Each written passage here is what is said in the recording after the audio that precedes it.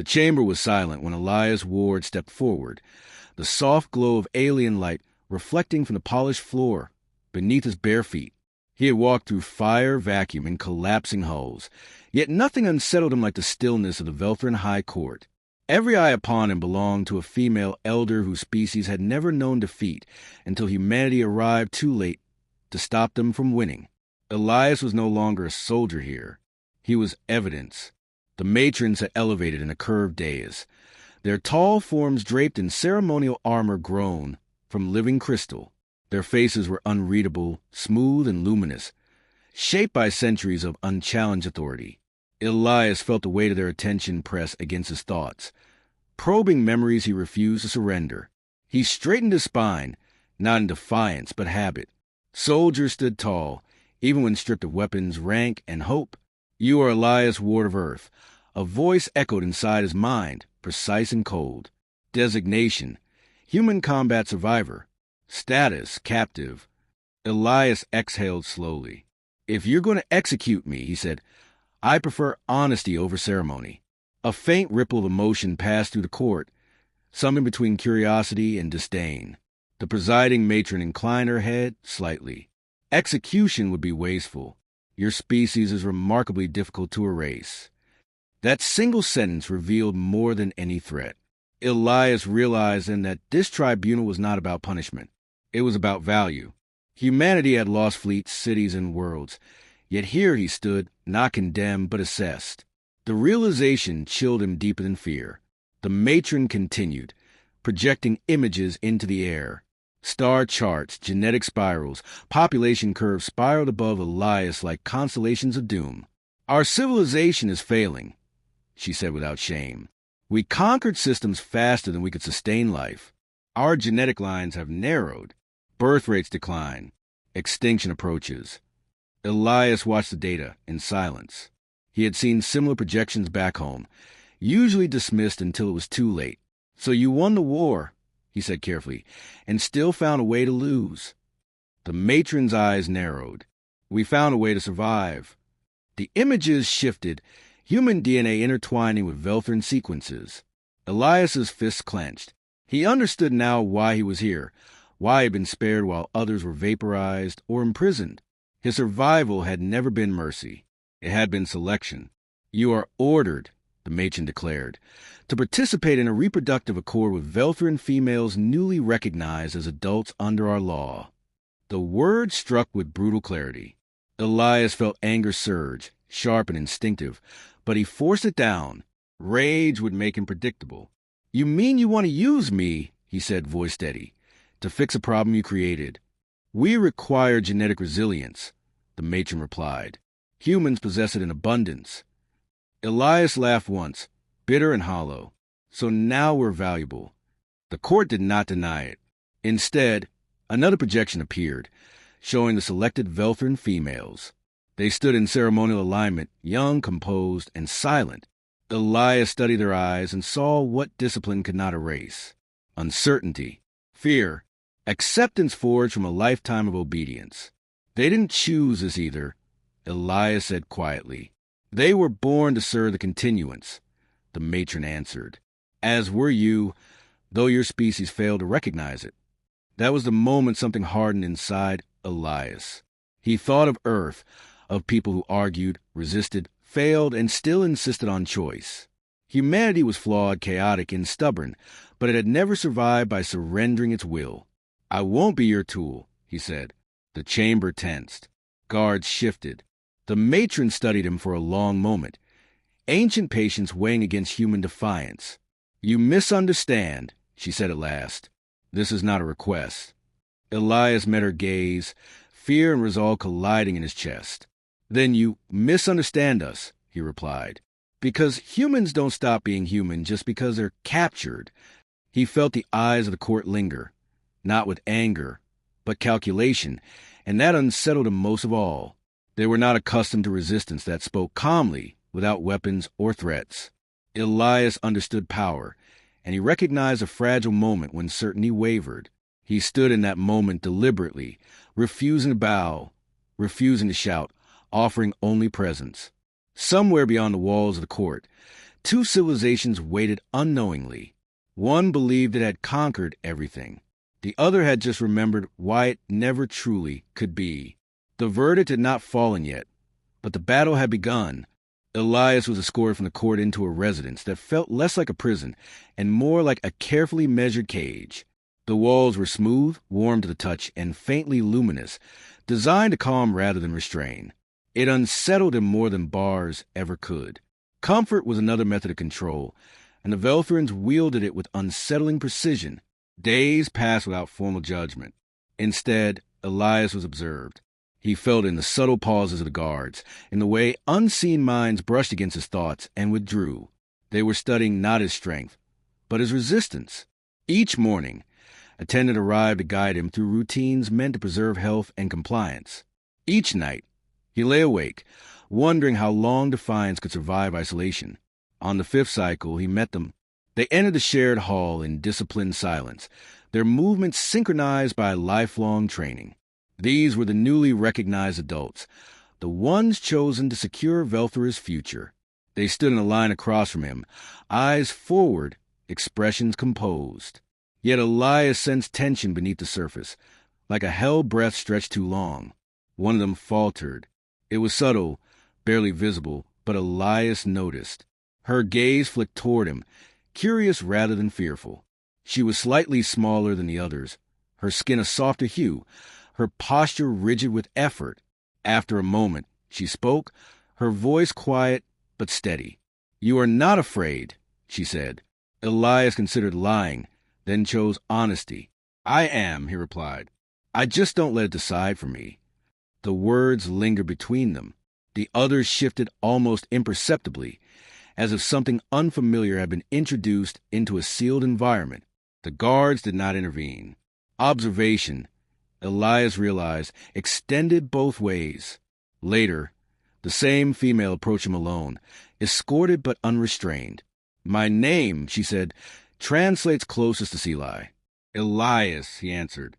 Seeli studied his face. "You were a protector on your world." "I tried to be." "Does that role end when your world loses?" The question struck deeper than any accusation. Elias exhaled slowly. "No," he said. "That's when it matters most." Their conversations became brief, careful, but frequent. Elias learned that Seeli had trained all her life for duty without question. Choice was a concept discussed only in philosophy chambers, never practiced. Listening to him describe human arguments, rebellions, and flawed freedoms unsettled her more than violence ever had. Word reached the matrons. Elias was summoned again, this time not to be judged, but warned. "Your influence destabilizes," the presiding matron said. "The selected females must remain unified." "They're not unified," Elias replied. "They're obedient. There's a difference." Silence followed, sharp and deliberate. "Your participation is conditional," the matron continued. "Compliance ensures survival. Resistance ensures consequences." Elias met her gaze. "For who?" The answer was implied. "The females." Seeli. Futures weighed and measured. That night, Elias stood alone beneath the artificial sky of the residence, watching unfamiliar stars drift in programmed patterns. He understood the trap now. The Velthrans did not need to break him. They only needed to make him choose between his principles and the lives of others. When Seeli approached him again, her composure was fractured. "The ritual approaches," she said. "We are told unity will be enforced." Elias felt the weight of responsibility settle fully upon him. His defiance was no longer personal. It echoed outward, touching lives that had never known rebellion and would pay for it dearly. "I won't abandon you," he said quietly. Seeli searched his face, something like hope flickering despite her training. "Then what will you do?" Elias looked back toward the distant spires of the high court, resolve sharpening into something unyielding. "I will make them listen," he said, knowing the cost would soon be demanded. He understood that listening would not come easily, nor without sacrifice, but silence would be a slower kind of death. The Velthrans believed power flowed only from authority, from decrees etched into law and tradition. Elias believed power lived in refusal, in the quiet insistence that another way existed. As the stars above shifted, he prepared himself for the next confrontation, knowing it would not be fought with strength or speed, but with patience sharpened into resolve. Somewhere within the vast court, minds were calculating outcomes, probabilities, acceptable losses. Elias added himself to that equation willingly. If the cost of being heard was suffering, he would endure it. If the cost was punishment, he would stand beneath it. He had been a soldier all his life, trained to hold lines under impossible pressure. Now the line was invisible, drawn through culture, fear, and fate itself. He intended to hold it. Tomorrow would decide whether resistance became example, or whether compliance erased the last proof that choice could still survive against overwhelming control. The summons came at dawn, delivered without ceremony, and Elias followed the guards back into the high court with a calm that surprised even him. The chamber felt different now, not colder or warmer, but alert, as if the walls themselves anticipated fracture. The matrons waited in silence, their attention fixed upon him. Yet Elias sensed hesitation beneath their composure. He was no longer merely a resource. He had become a variable they could not easily remove. Selah stood near the center of the chamber, no longer aligned with the others, her separation subtle yet unmistakable. Elias felt relief at seeing her unrestrained, though the tension in her posture betrayed the risk she had taken. The presiding matron addressed them both, her voice echoing with restrained displeasure. "Your resistance has disrupted continuance," she said. "Explain why we should tolerate further instability." Elias stepped forward, positioning himself deliberately beside Selah. "Because stability built on silence collapses eventually," he said. "You are not saving your people. You are delaying their end by teaching them they have no voice." Murmurs rippled through the court, the first public fracture in unanimous thought.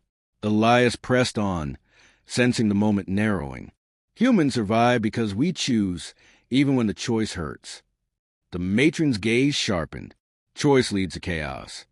"Chaos leads to growth," Elias replied. "Your fear is an extinction. It's change." Selah lifted her head then, her voice steady despite the weight of the chamber. "We were raised to believe duty was peace," she said. "But peace without consent is only quiet suffering." Her words carried farther than Elias expected, resonating among the younger attendants and even some guards. The matrons exchanged glances, ancient certainty wavering under unfamiliar pressure. The ritual decree was invoked, its symbols igniting above the floor, binding law and future together. Elias understood the danger instantly. Once spoken, it could not be undone without rewriting Velthrin doctrine itself. He felt fear surge, not for himself, but for Selah and those watching her. He raised his voice before the matron could finish. "If survival demands obedience without dignity," he said, "then survival is no victory at all." Silence followed, long and profound. The matrons withdrew into shared consciousness, their minds linking in deliberation. Time stretched until Elias could hear his own heartbeat. Selah did not move. She did not look away.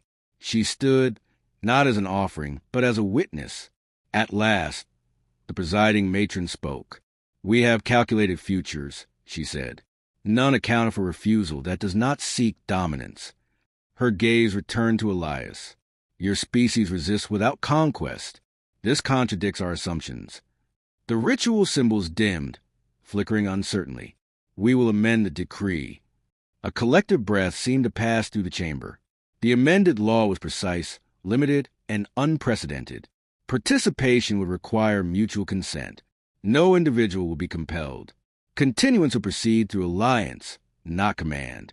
It was not freedom as humans defined it, but it was a first crack in an unyielding structure. Selah exhaled, tension leaving her frame, and Elias felt the weight he had carried finally shift. He had not won safety or peace, only possibility, yet possibility was enough. The matrons dismissed the court, their authority intact but altered, and for the first time Elias sensed uncertainty within power itself. As they were escorted away, Selah walked beside him, her steps lighter than before. "You risked everything," she said quietly. "So did you," Elias answered. She nodded. "Then we are the same." Elias looked back once at the towering chamber, understanding that this moment would echo far beyond him. Humanity had lost a war, but not its voice. Velthera had preserved its future, but at the cost of certainty. Neither path was complete, and both would demand endurance. Elias felt no triumph, only resolve, and as the doors closed behind them, he knew this fragile beginning would be tested. The next chapter would decide whether choice could survive tradition, and whether compassion could outlast fear.